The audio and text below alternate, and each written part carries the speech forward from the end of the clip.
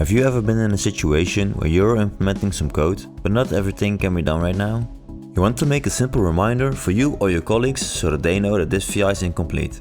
Or maybe you want to link to a website with more information about the hardware you are working with. In this Did You Know, I will show you some cool tricks you can do with comments.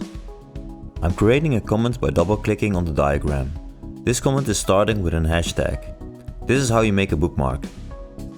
This comment is bookmarked with the word to do. When you want to view all the VIs that have a specific bookmark, in this case to do, you can go to the bookmark manager.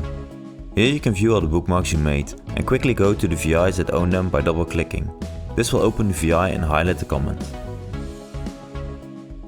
You can also add multiple bookmarks to the same comment. Here I'm using the bookmark to do and the bookmark hint. I'm now opening the bookmark manager again, and as you can see, both bookmarks are shown here.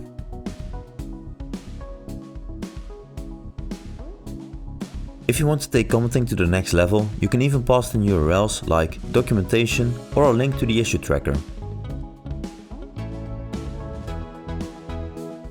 If you want to make your comment look fancy, you can change the markup of your comments with 3 shortcuts to either make the text bold, italic or underlined. With Ctrl B you can make the text bold. Ctrl I makes the text italic.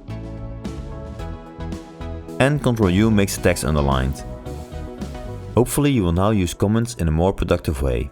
Thank you for watching and we'll see you in the next Did You Know.